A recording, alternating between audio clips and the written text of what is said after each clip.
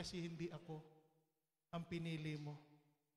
So ang pag-uusapan natin sa umagang ito, pamagatan natin, bakit hindi pa sa Diyos? Bakit hindi pa sa Diyos? Sabi mo sa iyong katabi, bakit hindi pa sa Diyos?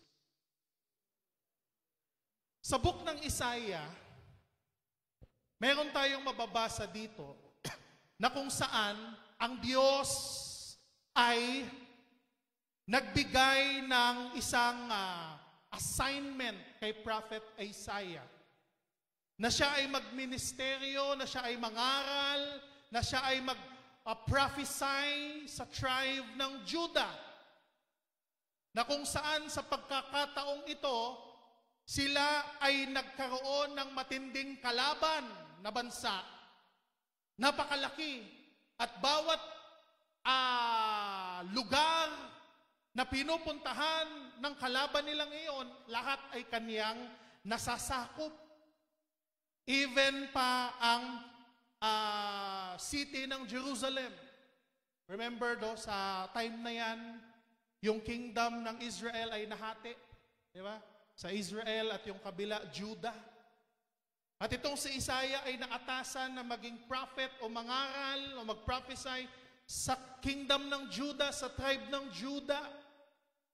At habang nasasakop ng kalaban nila ang mga bayan at mga syudad na itong nadadaanan, pati ang Israel, lumaki naman ang kaba ng mga taga-Juda na sila na ang susunod, lalo na sila ang tinutumbok at papunta sa kanila ang mga kalaban. So dahil sa sobra nilang pag-aalala, sobra nilang pagkatakot, imbis na lumapit sila sa Diyos, lumapit sila sa kanilang kaaway din. Di ba? Lumapit sila sa mga taga-Ehipto. Sa Egypt, di ba? Naalala natin na ang Ehipto ay dati na nilang mortal na kaaway. Yun ang umalipin sa kanila. Yun ang nagpahamak sa kanila noon. Pinahirapan sila ng husto. For generation, ilang henerasyon nila ang nagdusa sa Ehipto. Ngunit sa pagkakataon na ito, may suliranin, may pagsubok. Imbis na sa Diyos sila lumapit sila sa dati nilang kaaway. Di ba ganon pagka may digmaan, minsan, meron nga isang kasabihan na nauso noong unang panahon na sabi nila, ang kaaway ng kaaway ko. Ano yung tawag doon? Ang kaaway ko, pagkaaway niya, kaaway ko na rin yun. At naging magkaibigan sila dahil may isa silang common enemy.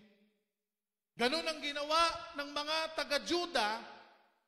Imbis na lumapit sila at magtiwala sa Diyos, mas pinili nilang bumalik, kumampi sa kaaway at sa kalaban nila. Umaasa sila na mapoproteksyonan sila nun. At yun ay isang malaking problema.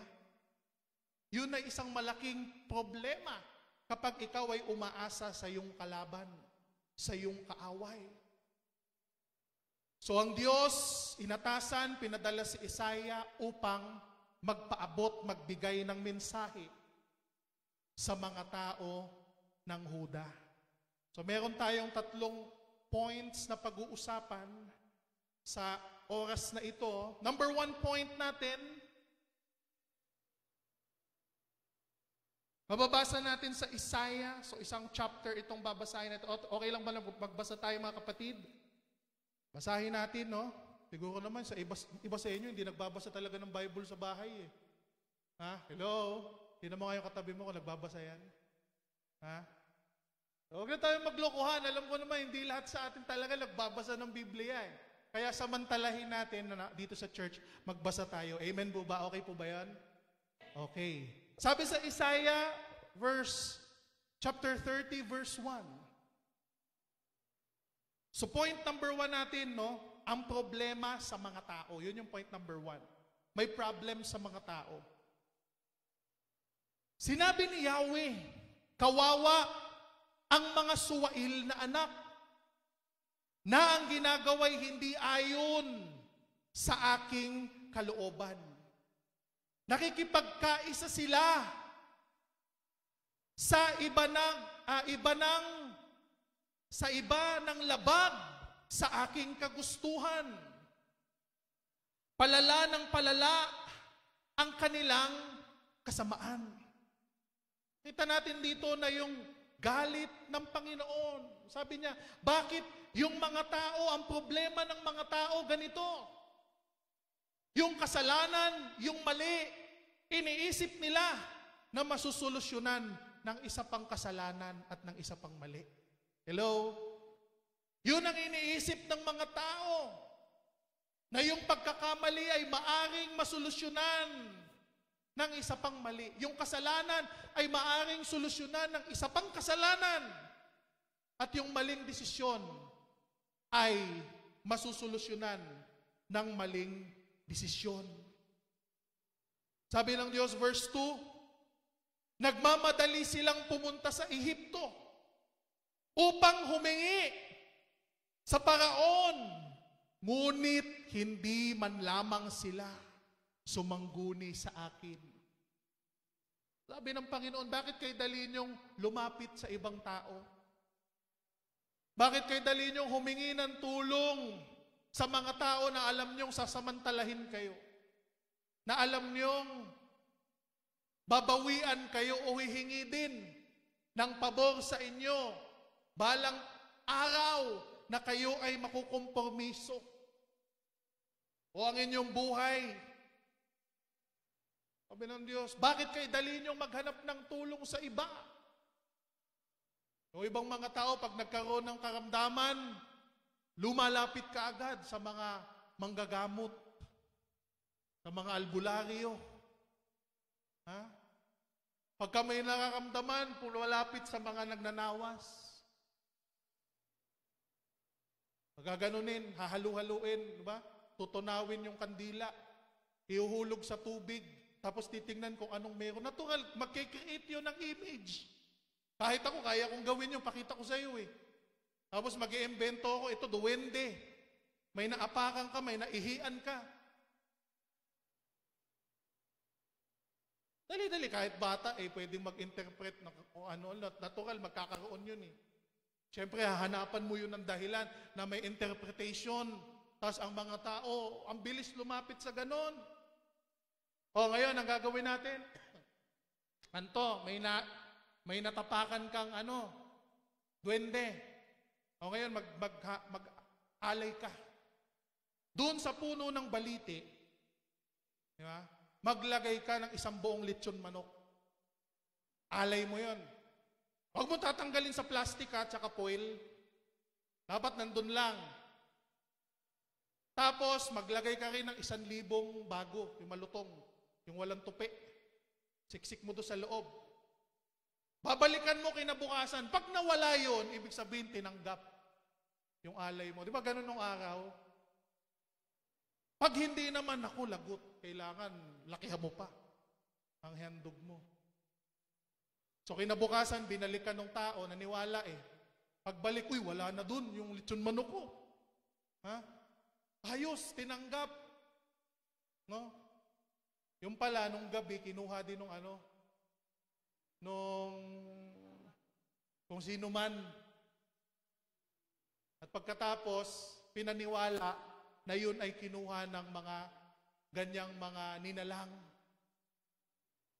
So sabi ng Diyos, bakit ang dali niyong lumapit sa iba?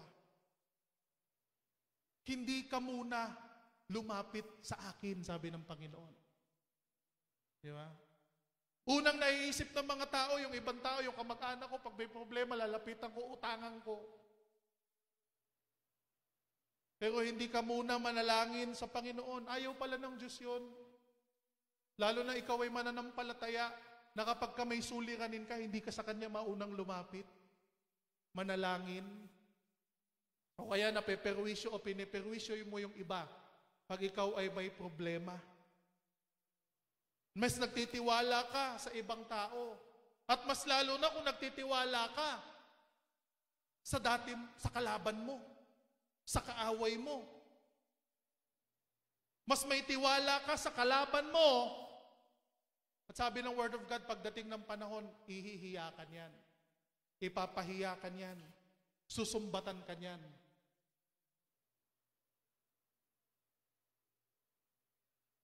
Bakit yung mga tao or even mga Kristiyano humihingi ng advice sa mga taong hindi naman mananampalataya sa Diyos? Hindi naman believer. Yung ibang mga tao humihingi ng mga advice sa maling lugar, sa maling tao.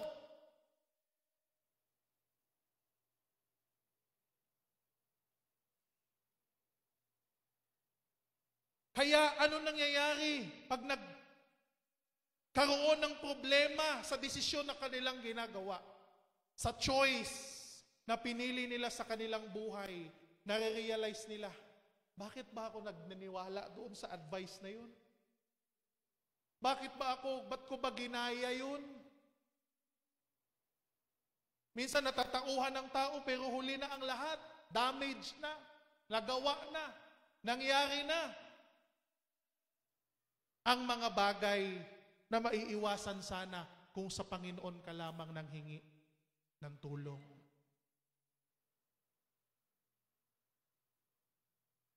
Kaya sabi ng verse 3, mabibigo lamang kayo sa hinahangad ninyong tulong at kahihiyan lamang ang idudulot ng inaasahan ninyong proteksyon. See? Sabi ni Lord, wala.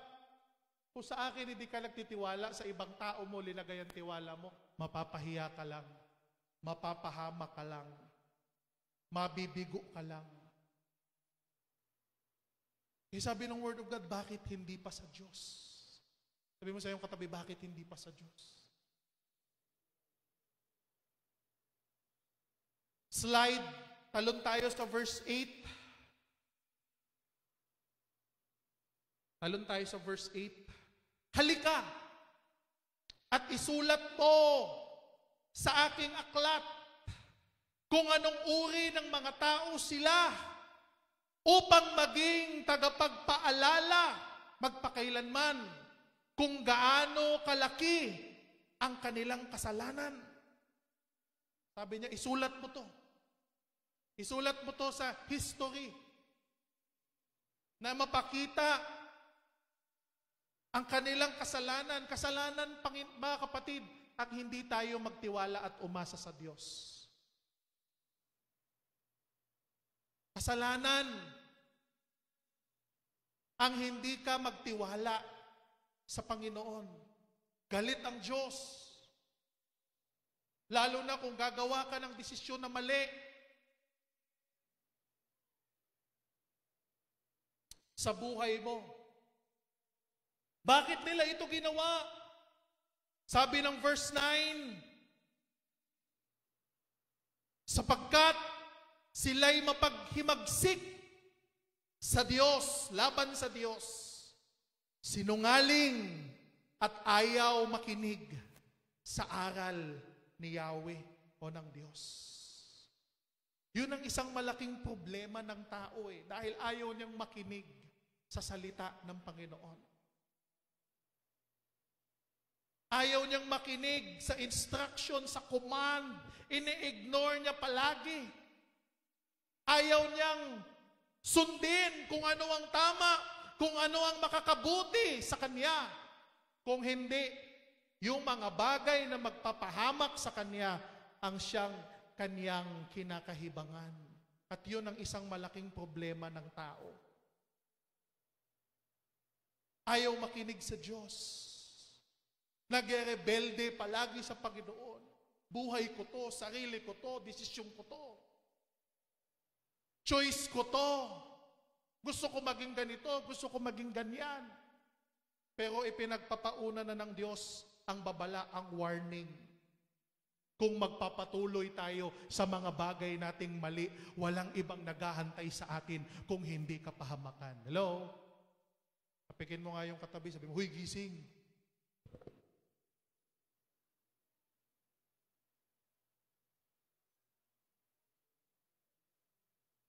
Yung paghihimagsik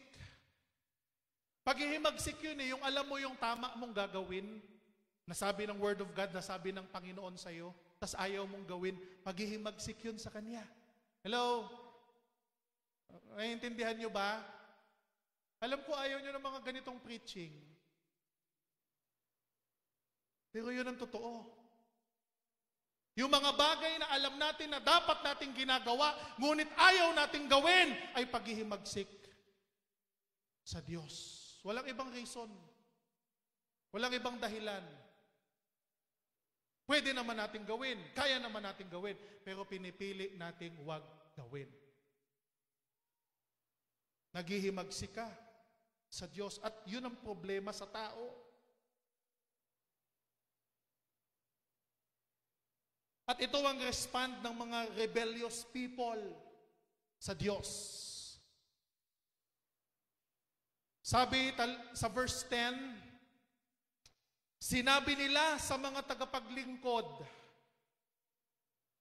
huwag kayong magsasabi ng katotohanan at sa mga propeta, huwag kayong magpapahayag ng tama.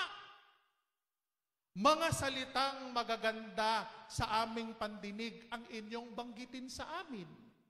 At ang mga hulang hindi matutupad. Diba? Sabi nila, ayaw nila sa katotohanan. Gusto nila yung masarap lang sa tenga. Pakinggan. Ayaw nila ng truth. Ayaw nila na kapag ang tao patuloy na namuhay sa kasamaan, sa kasalanan, ay tsak na mapapahamak. Ayaw nila yon. Gusto nila na kahit kasinungalingan, basta maganda sa kanilang tenga. Lilinawin natin muli, mga kapatid, dito sa Bakmi. Ituturo natin ang buong katotohanan. Kahit hindi masarap sa tenga. Kahit hindi masarap sa pandinig. Hindi namin sasabihin sa inyo na patuloy kayo magkasala, okay lang yan. Patuloy kayo magbisyo, patuloy kayo magdroga, patuloy kayong mamuhay na mamuhay homosexuality o pagiging lesbian. Okay lang yan dahil ayaw namin kayong masaktan. Pero yun ang katotohanan ng salita ng Panginoon. Ano yung balita, di ba? Tumaas yung kaso ng AIDS sa Pilipinas. Diba? HIV. Ilang percent, grabe yung talon. Palagay nyo ba? At base doon sa pag-aaral, majority percent, di ba? Ang mga male ang nagkaroon.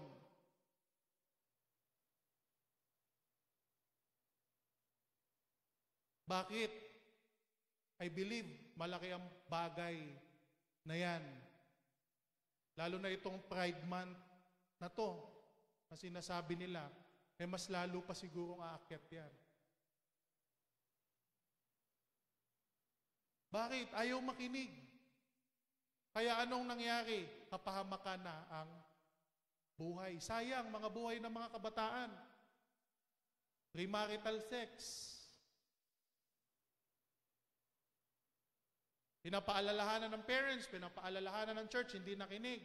Kung hindi nabuntis, naka-acquire ng mga sakit, ng mga ganyan.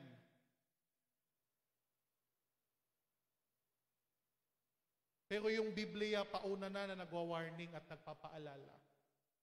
Hindi naman ang Diyos na ipagbabawal niya lang nang walang dahilan. O ipinapaiwas tayong gawin sa mga gawaing masama. Hindi lang dahil sa spiritual natin, na katayuan ng ating kaluluwa, na maaring maging marumi sa harapan ng Diyos, kung hindi may kinalaman din sa ating health. Hello? Kaya ayaw ng Diyos yung lalaki sa lalaki. Ayaw ng Diyos yung babae sa babae na magsama bilang isang mag-asawa dahil maaring makakuha ng sakit. Hindi natural. Pero sabi ng mga tao, ayaw namin marinig yan. Hater ka. Hater kayo, mapanghusga kayo. Yan kagad ang ibabato nila Pero ang totoo, sinasabi lamang natin ang katotohanan ng salita ng Diyos. Yun ang gusto ng mga rebellious people eh. Sabi dito, huwag nyo kaming preach ng katotohanan, yung maganda lang sa tenga. Paano kami yumaman? Paano kami ganito, maging masaya? Piliin namin kung anong magpapakasaya sa amin, magpapasaya sa amin. Yun ang gusto naming word. Yun yung gusto naming salita. Pero hindi yun ang katotohanan. Ang katotohanan, masakit kung minsan, pero ang dulo, pag ating sinunod, ay tiyak mga kapatid, na tayo ay pagpapalain ng Panginoon. Tiyak na tayo ay itatayo ng Panginoon at hindi tayo ipapahamak ng Diyos. Kaya nga sa Bakmi Church, huwag kayong masaktan. Huwag kayong magtampo. Dahil sinisikap nating ituro ang katuwiran at ang katotohanan. Dahil yun ang magbibigay ng kalayaan. Amen? Sa ating buhay, mga kapatid. Kaya nga,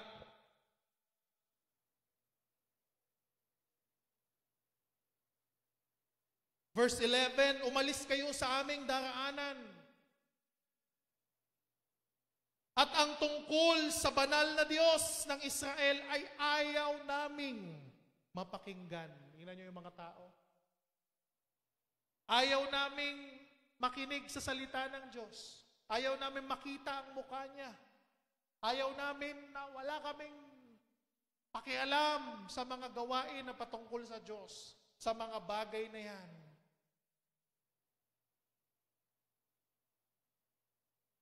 Wala kaming paki sa salita ng Diyos.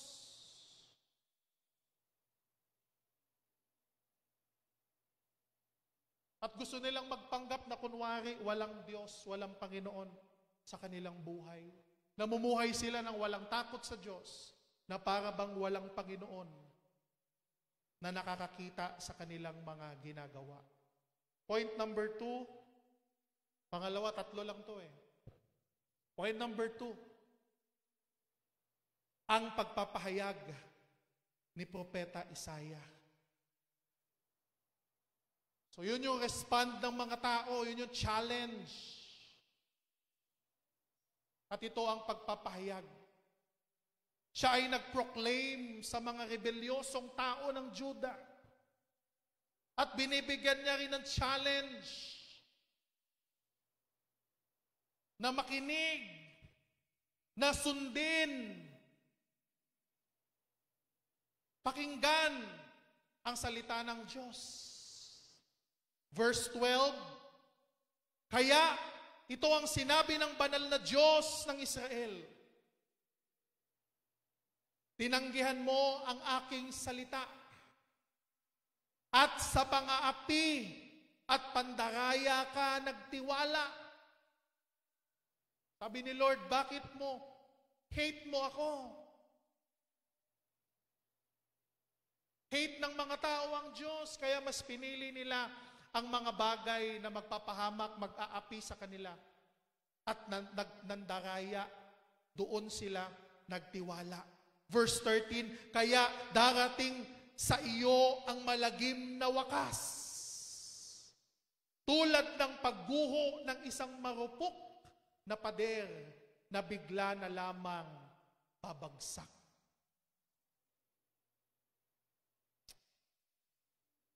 Your life will be destroyed. Parang pader na nawasak. Verse 14, madudurog kang parang palayok na ibabagsak ng walang awa. Wala kahit isang piraso malalagay o malalagyan ng apoy o pansalok man lamang ng tubig sa balon. In other words, para kang magiging parang useless. Useless na ang buhay mo. Yung palayok, marami siyang pwedeng paggamitan. Pwedeng pangsalok ng tubig, pwede mong paglutuan, pwede mong paglagyan, pag-ibakan ng pagkain at kung ano-anong mga bagay. Pero kung yun ay mabawasak, madudurog, mawawala na yun ng halaga. Hello? Nandyan pa ba kayo? Hello? Alam ko malamig ang panahon, no? Kaya labanan nyo ang antok. Kakagising nyo nga lang, pagdating sa church, tulog ulit. Pag-uwi, malamang tulog uli kayo. Ang buhay ng tao ganon, may purpose. May halaga, mahalaga. Maraming pakinabang. Pero dahil sa maling desisyon, sa maling plano, sa maling paniniwala at maling pananampalataya, napapahamak at parang palayok na nabasag na hindi mo naman hanapan ng purpose pa. Useless na. Ano pang gagawin mo sa palayok pag nabasag ito, nadurog na ito? Wala na. Itatapon na, ibabasura. Babalik na sa lupa, babalik na sa dati niyang kinasadlakan.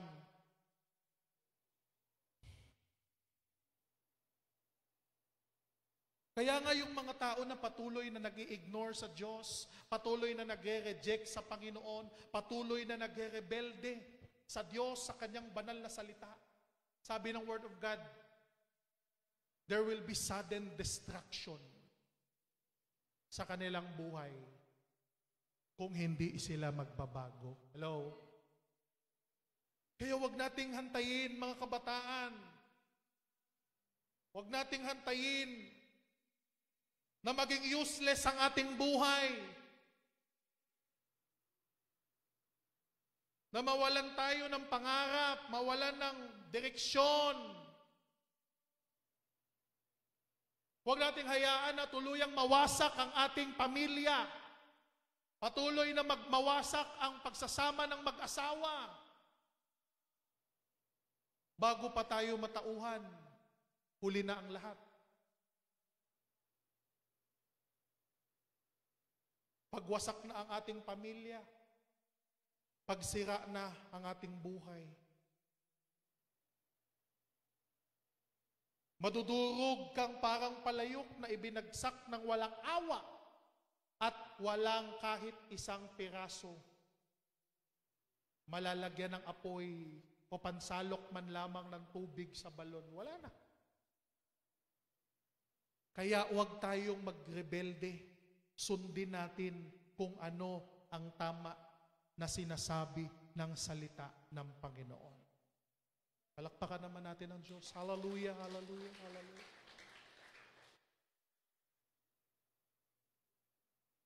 Sinabi pa ng Panginoong Yahweh, ang banal na Diyos ng Israel, maliligtas kayo kapag kayo'y nagbalik loob. Amen. At nagtiwala sa akin. Kayo'y aking palalakasin at patatatagin. Ngunit kayo'y tumanggi. Kaya huwag mong tanggihan ang kabutihan ng Diyos. Sabi ng Panginoon, sa akin ka magtiwala. Sa akin ka umasa. Iwan ka man ng lahat ng tao, talikuran ka man ng lahat ng mga minamahal mo. Pero hindi kita bababayaan kung ako lang ang pipiliin mo. Kaya sabi, kung ako na lang sana, hindi ka sana luhaan. Pero sabi ni Lord, kaya lang hindi ako ang pinili mo. Tumanggi ka. Ayaw mo sa Diyos. Verse 16, sinabi ninyong, makakatakas kayo sapagkat mabilis ang sasakyan ninyong mga kabayo. Ngunit mas mabilis ang hahabol sa inyo. Pwede kang tumakbo. Pwede kang lumayo. Pwede kang umalis. Pero tandaan mo, hindi ka makakapagtago sa Diyos.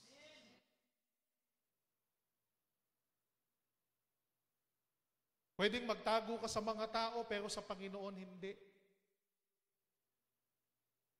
Di ba?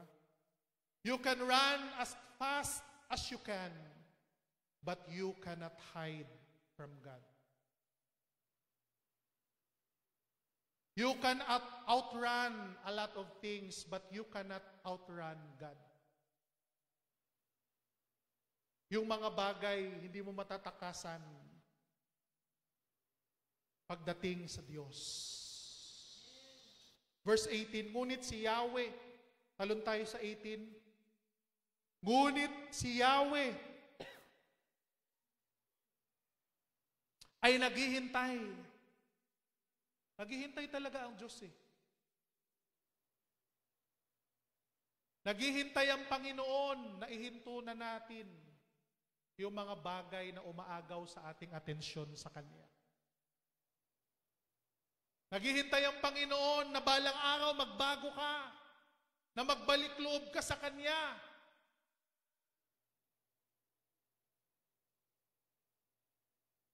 At salamat na lang sa mga taong hinantay ng Panginoon na narito ngayon sa loob ng simbahan.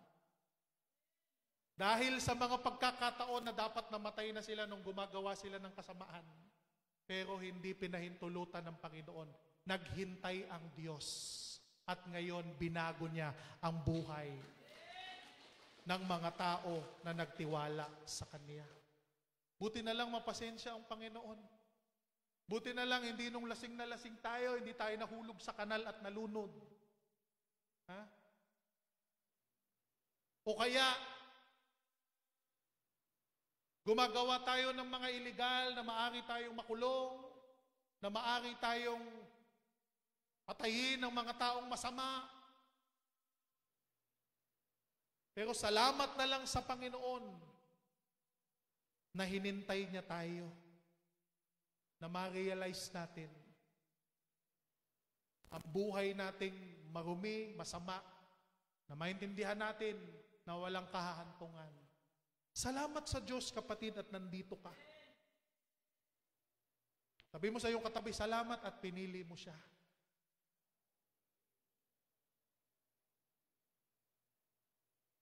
Kaya nga, si Yahweh ay naghihintay upang tulungan kayo at kahabagan. Sapagkat si Yahweh ay Diyos na makatarungan. Mapalad ang lahat ng tao o ang lahat ng nagtitiwala sa Kanya. Kaya pasalamatan mo si Lord. Sama-sama mo dati, muntik ka maaksidente. Pero niligtas ka niya. Sama-sama mo dati, dapat mapapahamak ka na. Hindi nyo ba pinagpapasalamat si Lord sa maraming pagkakataon na muntikan na kayong mamatay noon, na gumagawa pa kayo ng kademonyuhan sa buhay niyo? Kaya dapat maalala natin na mabuti ang Diyos sa buhay natin. Binigyan niya tayo ng another chance para baguhin at piliin siya sa ating buhay. Palakpakan naman natin ang Panginoon. Hallelujah! God is good all the time. Praise the Lord. Kaya paalala sa atin, napakabuti ng Panginoon. Ilang beses tayo nagrebelde noon. Pero naghintay ang Panginoon at ibinalik niya tayo sa gusto niya na direksyon ng ating buhay. Praise the Lord. Verse 19, mga taga-Jerusalem, hindi na kayo mangangahoy kailanman. Si Yahweh ay mahabagin. Kayo'y diringgin niya pagkat kayo'y tumawag sa Kanya. Sa New King James Version, mga kapatid, mababasa niyo yung salitang Zion, city ng Zion.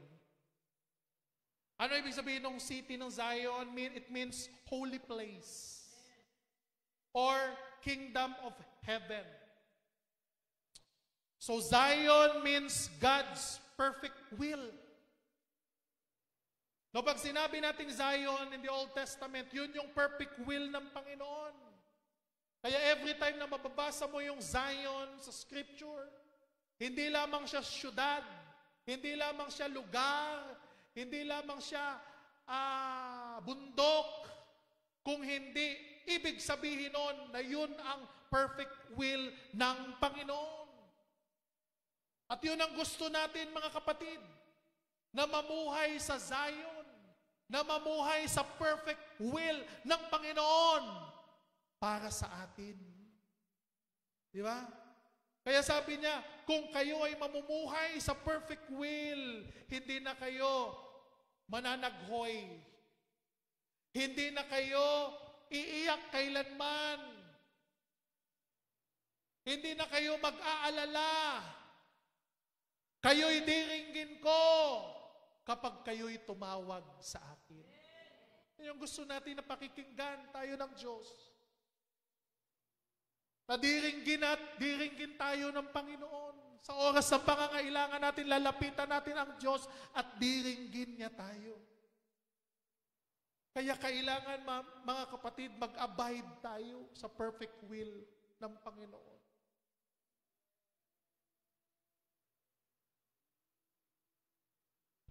Point number 3, last. Ang layunin ng programa ng Diyos, hallelujah, na may pangako. God has a program and a promise that goes to that program. May layunin ang Panginoon sa buhay mo. Sabi mo sa katabi mo, may layunin ang Diyos sa buhay mo. Meron, may purpose. Kaya kung minsan, namumuhay ka ng taliwas sa purpose ng Diyos sa buhay mo, gagawa ang Lord ng paraan para ikaw ay makinig sa Kanya. Verse 20, kung ipahintulot man niya na kayo'y magkasakit o magdanas ng hirap, siya na inyong guro ay hindi magtatago sa inyo. Ano ibig sabihin nun, mga kapatid? Na sometimes, yung buhay natin, may mga kanya-kanyang pinagdadaanan tayo sa ating buhay, pero sometimes, pinapahintulutan yun ng Diyos na mangyari sa ating buhay dahil yun lang ang tanging paraan na magising ka sa iyong pinagkakagawa at manumbalik ka sa Panginoon. In fact, yung ibang mga tao pupunta lang sa simbahan kapag sila ay may problema. A-attend lang sa mga Bible service, may mga Bible studies, mga prayer meeting, kapag ka may problema. Magpapakita lang doon kasi may prayer request. Pagpipray. May pangangailangan sa Panginoon.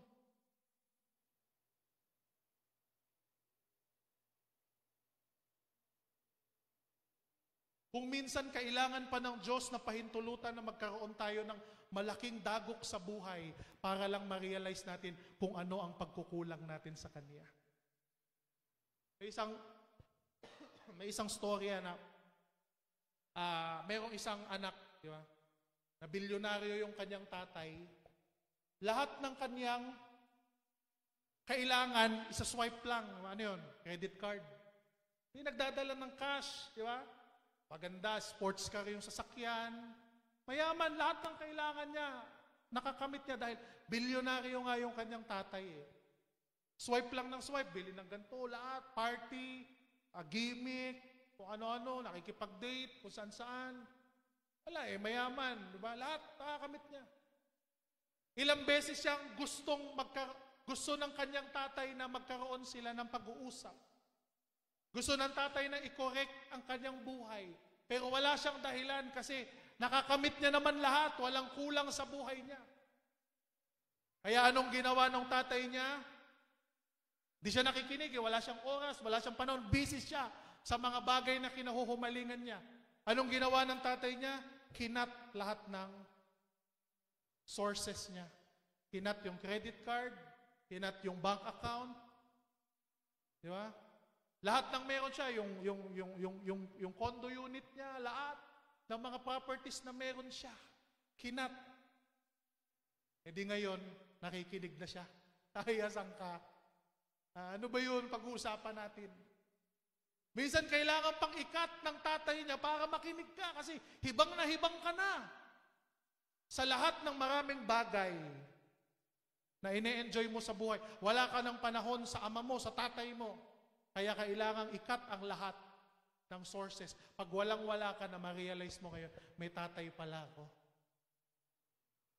Minsan ganun yung ano natin sa Diyos eh. Wala tayong paki sa Panginoon. Sa gawain niya, sa salita ng Diyos hanggang okay sa atin ang lahat. Pero pag wala na, kinat ng Panginoon ang lahat ng sources natin, saka lang natin marirealize, mali pala ako. Mali pala yung lifestyle, mali pala yung choices na pinili ko. Mali pala kung paano ko pinatakbo ang buhay ko. Kaya nga kapatid, hahantayin mo pa ba yun na ikat ni Lord lahat sa iyo bago ka matauhan sa pagkukulang mo sa Kanya? Hello? Kaya nga, sometimes inaalaw ng Panginoon yun para hanapin mo siya. Pero anong ginawa ng mga taga-Juda? Imbis na hanapin nila si Lord, hinanap nila, kumanlong sila sa kanilang kaaway. Yan ang wag natin gawin. Nasa dahil sa matindi tayong panganib, matindi tayong pangangailangan, nakakapit tayo sa patalim. Na kahit masama, papasukin na natin para mairaos yung pangangailangan. Hello? Na kahit illegal, na kahit ikakapahamak natin, ikakawasak ng ating pamilya, ipapasukin na natin. Dahil yun lamang ang nakikita nating solusyon. Sabi ng Panginoon, narito ako. Sa akin ka lumapit. Sa akin ka magtiwala. Sa akin ka umasa. Kaya nga pag may struggles, ngayon nakikinig ka na sa salita ng Diyos. Ngayon, gusto ni Lord makipag-communicate sa iyo pero wala kang panahon kaya bibigyan ka niya ng mga pagsubok sa buhay para makinig ka na sa Kanya. Alam mo nyo, kung may ipinapagawa sa atin ng Panginoon, hindi natin siya kayang labanan. Hindi natin siya kayang hindian. Si Jonah, yun yung ginawa niya eh. Gusto niyang takasan. Pero anong nangyari sa kanya? Nabugbog lang siya. Nagkalaroy-laroy lang ang kanyang buhay. Na-experience lang niya yung mga bagay na hindi niya naman dapat ma-experience. Pero anong ending? Sumunod pa rin siya sa Diyos. Kaya sa atin, huwag na natin hintayin na maging Jonah tayo. Na saka tayo susunod pag sobrang pasakit na ang dinanas natin. Kailangan pa tayong ikulong sa loob ng tiyan ng isda para ma-realize natin. Ngayon pa lamang, sundin at magtiwala na tayo sa ating Panginoon. Sundin natin ang Kanyang banal na salita at siya, hindi tayo pababayaan ng ating Panginoon, mga kapatid. Ang realidad, hindi natin matatakasan ng Diyos. Saan man tayo pumunta, saan man tayo makarating, umiwas man tayo sa Kanya, tumakas man tayo sa Kanya, pero ang realidad, hindi tayo makakapagtago sa Panginoon until sabihin mo sa Diyos, Lord, yes Lord, I will follow you. Gagawin ko kung anong instruction mo, gagawin ko kung anong purpose ng buhay mo. Tsak, buhay ko, tsak, pag sinabi mo yon, saka mo lamang mararamdaman ang tunay na kasiyahan at tunay na kapayapaan, hallelujah, sa iyong buhay, sa iyong puso. Until then, walang kapayapaan sa buhay mo kung patuloy kang iiwas at tatalikod sa Panginoon. Kaya dahil sa struggles natin, dahil sa suliranin natin, nakikita na natin ang Diyos. Sabi sa verse 21, saan man kayo pumaling, sa kaliwa o sa kanan, maririnig ninyo ang kanyang tinig na nagsasabing, ito ang daan, dito kayo dumaan. Yun yung gusto natin na marinig natin ng Diyos. Na sa bawat desisyon na gagawin natin, naririnig natin siya, tinuturuan niya tayo, ginagabayan niya tayo sa pamamagitan ng banal na spirito sa ating buhay, na hindi tayo basta-basta nagdidesisyon, hindi tayo basta-basta kumikilos, hindi tayo basta-basta pumipili, kung hindi, si Lord ang nagde-decide, si Lord ang nagtuturo, si Lord ang nagsasabi kung anong direksyon. Hallelujah. Ang ating dadaanan sa buhay. Di ba mas gusto natin yun? Hindi yung papasukin natin na hindi tayo sigurado. Hindi yung mag-aasawa ka lang kasi feeling mo na naiwanan ka na ng tren. Na kahit kung sino na lang ang maging asawa mo, kahit hindi believer. Hindi mo alam kung gugulpihin ka niyan palagi pag nalasing yan.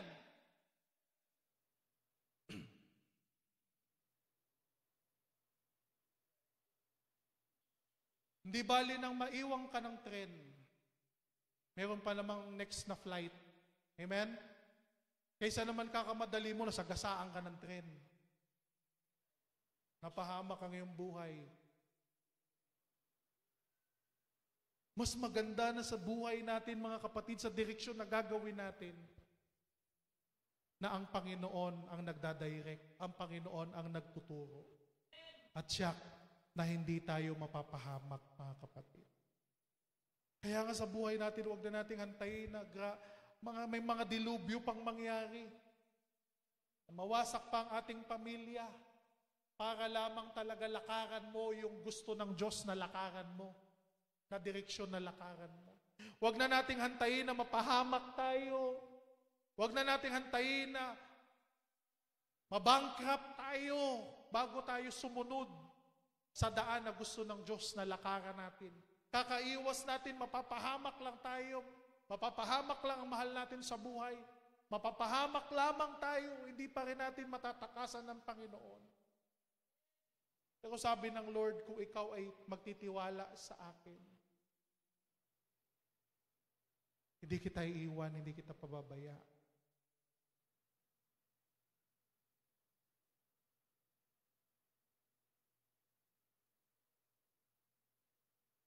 Kaya nga sa buhay natin, mga kapatid, huwag nating i-ignore ang Panginoon. Piliin natin siya. Amen? Piliin natin palagi ang ating Panginoon. Hiniling ko pong tayong lahat ay tumayo. Praise the Lord. Hallelujah, hallelujah.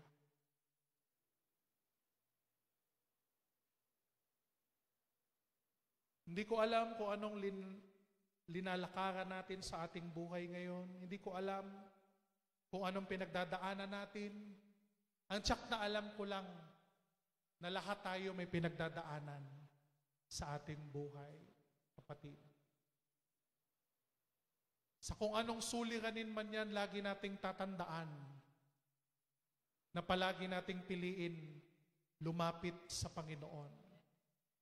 Anumang problema, anumang pagsubok sa ating buhay, anumang suliranin na kinakaharap natin, mga kapatid, alam ko na kung tayo ay lalapit, magpapakumbaba lamang sa Panginoon, hindi tayo tatalikuran ng Diyos.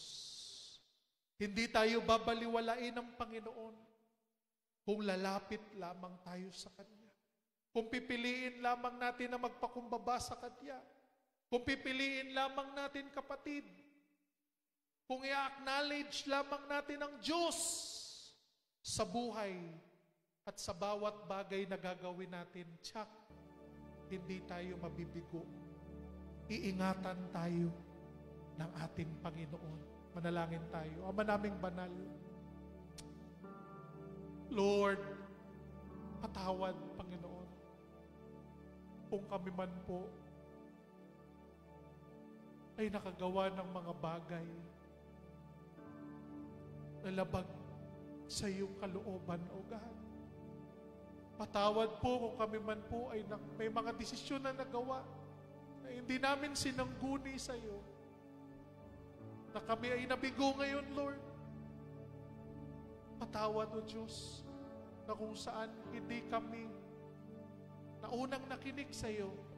Hindi ka namin pinili agad, kung hindi ginawa pa namin ng ibang paraan na sa tingin namin makakabuti. Na lumapit kami sa ibang tao, Lord. Lumapit kami sa ibang lugar. Patawad, Lord, kung kailan lang kami lumapit sa iyo. Nung wasak na, nung sira na, nung nabigo na kami. Lord, patawad na hindi ka namin inuna sa aming buhay. Pero Panginoon, alam namin, Lord, hindi pa huli ang lahat. Alam ko, Lord, na may pag-asa pa ang iyong mga anak. Tulungan mo ang bawat isa, O God, na ma-realize namin, Lord, kung ano ang aming mali. At sikapin namin, Lord, na ituwid ang aming buhay. Lord, ayaw naming maging rebelde sa iyo. Ayaw naming maging matigas ang puso, ang loob sa iyo, O God. Kaya, Lord, bigyan mo kami ng pusong masunurin sa iyo, Panginoon. Pusong masunurin sa iyong banal na salita, O God. Yun ang nais namin, Panginoon. Tulungan mo ang bawat isa. Panginoon, ano man ang suliranin ng iyong mga anak, O God, alam namin na ikaw lamang ang tangi naming pag-asa sa mundo na ito. Ikaw lamang ang tangi naming maaasahan, Panginoon. Ikaw lamang ang hindi kami iiwan, hindi kami pababayaan, Panginoon. God, Lord, ikaw ang Ama namin na source ng lahat. Ikaw ang nagbigay ng lakas. Ikaw ang nagbigay ng kagalingan. Ikaw ang nagbigay ng proteksyon sa amin, Panginoon. Ikaw ang nagbigay ng lahat ng pangangailangan namin, Lord. Ikaw ang lahat sa amin, Panginoon. Sa iyo lamang kami nagtitiwala. Sa iyo lamang kami umaasa, O Diyos. Hallelujah. Palain mo ang iyong mga anak, O God, na umaasa sa iyo, na nagtitiwala sa iyo. Alam namin, Lord, kung paano mo iniligtas ang iyong mga pinili noong unang panahon. Ganon din, Lord, ililigtas mo ang iyong mga anak ngayon na tapat na naglilingkod at umaasa sa iyo. Lord, salamat na ang iyong salita, Panginoon, ay yumabong sa aming puso. Mag-ugat, Lord, na hindi namin malimutan, O God, na ikaw ang Diyos na aming pipiliin hanggang sa katapusan ng sanlibutan. Kaya Lord, salamat. Binabalik namin ang lahat ng kapurihan. In Jesus' name we pray. Amen at amen. Palakpakan natin ang Diyos. Hallelujah. Praise the Lord.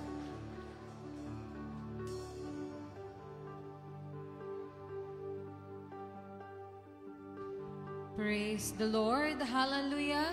Purihin ang ating Panginoon. Palakpakan nga po muli natin ang ating buhay na Diyos. Salamat sa salita ng Panginoon sa umagang ito na Kanyang ipinagkaloob sa bawat isa sa atin. Purihin ang dakilang Diyos na makapangyarihan sa lahat. At sa oras na ito, mga kapatid, tayo po ay dadako na sa pagbibigay ng ating may kasampung bahagi at handog. At ito po ang sabi ng salita ng ating Panginoon na mababasa sa Proverbs chapter 11 verse 25. A generous person will prosper. Whoever refreshes others will be refreshed. Alam po natin, mga kapatid, na sa pagbibigay sa Diyos, hindi po ito kabawasan sa ating mga pagpapala. Bagkus sa pagbibigay, ito po ang siyang magiging kaparaanan natin upang ang Diyos din naman ang mag-multiply ng pagpapalang mayroon tayo. Amen po ba? Kaya sa oras na ito, mga kapatid, tayo po ay maging tapat at masaya sa pagbabalik sa ating Panginoon sapagkat sabi niya, ang taong mapagbigay ay lalong pinagpapala. Tayong lahat po ay tumayo at itaas po natin ang ating mga tithes and love offering envelope sa ating Panginoon. Ito po ay ipagpasalamat natin sa Diyos at maging sa ating mga in-kinds na iniihahandog sa templo ng ating dakilang Diyos. O Diyos na makapangyarihan sa lahat, na may-ari ng langit at lupa, at may-ari din ng aming buhay, ng aming hininga, at ng aming kalakasan. Salamat, Panginoon, na Ikaw ang Diyos na tapat mula noon at hanggang ngayon, na siyang patuloy na nagpapala sa aming buhay. Sa oras na ito, Lord, kami po ay nagpapasalamat sapagkat kami po ay binibigyan mo ng kalakasan na aming ginagamit upang kami ay makapaghanap buhay. At salamat po sa pagpapaalala sa iyong banal na salita na hindi kailanman magiging kabawasan ang pagbibigay namin sa iyo. Pagkus ito po ang aming kaparaanan, ang tanging kaparaanan upang kami rin naman po ay pagpalain mo. Kaya dalangin ko po, Panginoon, na pagpalain mo po ang iyong mga anak sa oras na ito na masayang maghahandog, magbibigay sa iyong templo, hallelujah, ng may kagalakan. Ano man po ang pangangailangan ng bawat isa sa amin, ikaw na po nawa ang siyang magtugon ayon sa iyong kalooban.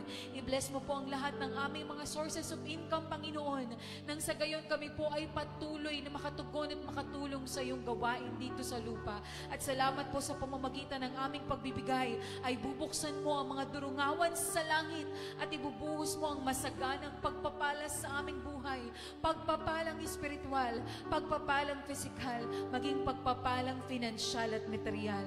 Salamat po na i-bless mo ang lahat ng iyong mga anak na bukas ang puso at tapat na sumusunod sa iyong banal na salita. Pagpalain mo rin po ang aming mga kapatiran sa ibang bansa. Kilala mo sila, Panginoon. Alam mo ang kanilang pagsisikap at pagmamahal sa iyong gawain. Ikaw na po nawa ang mag-ingat, mag-comfort at magbalik ng pagpapala sa kanilang mga buhay. Maging sa aming mga in-kinds, Lord, Ikaw po, Panginoon, ang siyang magpala ng lahat ng ito na kami po ay maging karapat-dapat sa pagtanggap nito. Pagpalain mo po ang aming mga handog sa iyong templo na ito po ay patuloy na magamit sa lahat ng pangangailangan ng iyong gawain, lalo na dito sa Maligaya Church. Sa iyong lahat ng kapurihan at pasasalamat sa pangalan ni Jesus na aming tagapagligtas. Ang lahat ay magsabi ng Amen. Praise God. Habang tayo po ay naghahandog ng ating mga ikasampung bahagi at handog, ang music department po ay aawit sa ating Panginoon.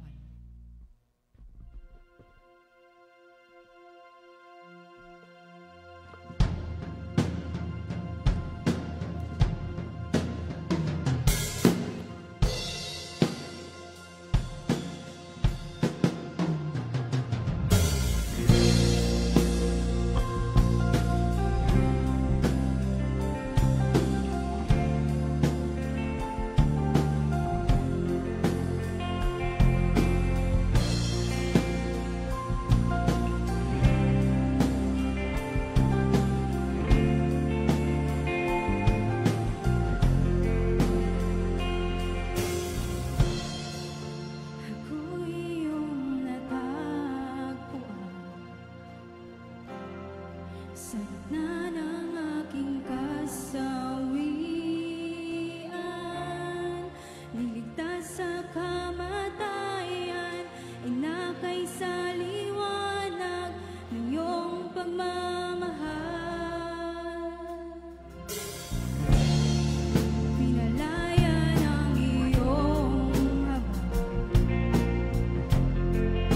dilim at sa aking pagkabulan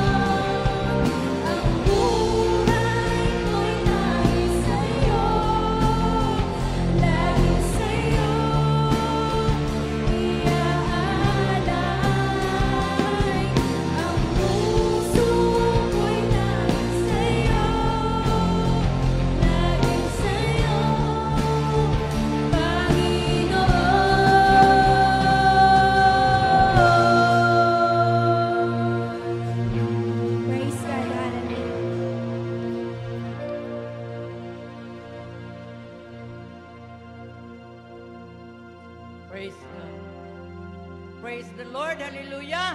Tayong lahat ay tumayo, mga kapatid. Praise the name of the living God. Hallelujah. Ama namin na nasa langit, Diyos na makapangyarihan sa lahat, pinupuri ka namin, sinasamba, pinapasalamatan. Maraming salamat po sa iyong mga palaala sa amin, na kung saan minsan kami, Lord, ay nagpataas ng aming sarili. Patawad po. Patawad po. Alam namin na wala kaming kahit katiting na amin, kundi itong lahat ay dahil sa iyo.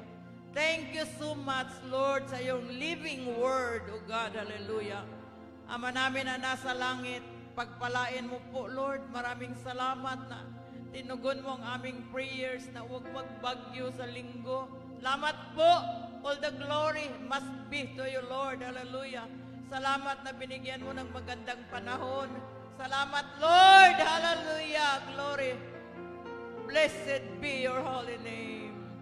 You are a great, mighty God. Hallelujah. Salamat, Father, for your love. Salamat po, hallelujah. Ama na nasa langit, napakabuti mo, napakabait mo, na ibinigay mo ang kaisa mong bugtong na anak, ang aming Panginoong Hesus, na nagkaroon kami ng kaligtasan. Maraming salamat po. Hallelujah. Lord, maraming salamat. Pagpalain mo mamaya ang mga services pa, na mayroon pa kaming mga kapatira na magpunta doon. Salamat po sa pagproteksyon mo, sa pag-ingat. Ang aming mga drivers, ingatan mo po. Hallelujah. Hallelujah. Salamat na makarating doon sa mga services na safe and sound sila. At Lord, pagpalain mo din, Panginoon, ang mga kapatira na nandito. Maraming salamat na sila po ay makauwi na matiwasay at safety sila. Maraming salamat din, Panginoon, na ikaw po palagi ang nag-bless sa aming bayan, Pilipinas. Salamat na pinagpala mo pa rin, Panginoon. Salamat, Lord, ang mga leader. Bigyan mo ng kaalaman na may takot sa iyo. Salamat, Lord, i-preserve mo sapagkat nandito kami, hallelujah, na nagpuri at nagniwala sa iyo, hallelujah.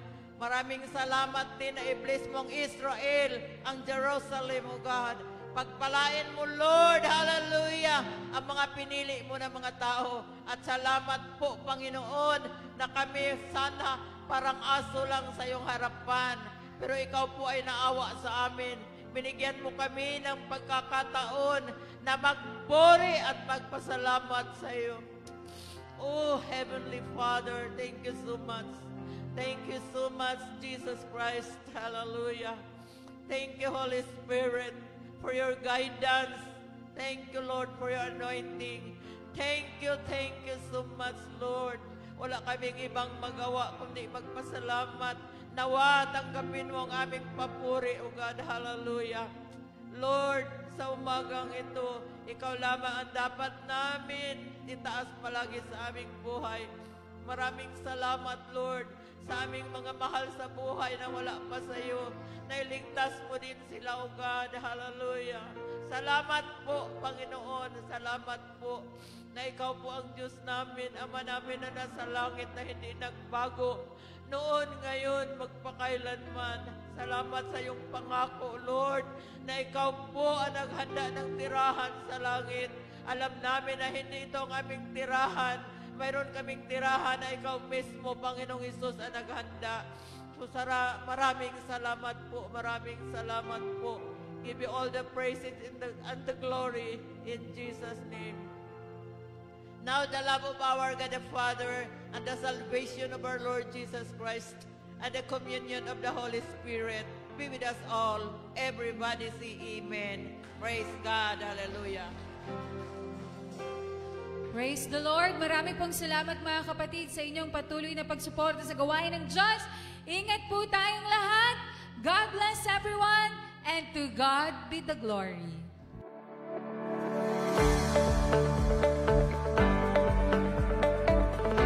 Nabuhay ang ating Panginoong Jesus. Hindi patay ang Diyos na ating sinasamba. Buhay na buhay ang Diyos. Jesus is alive! Come and join us every Sunday 9 in the morning, live on Facebook, as we continue to worship the Lord Jesus and experience His unfailing love to us.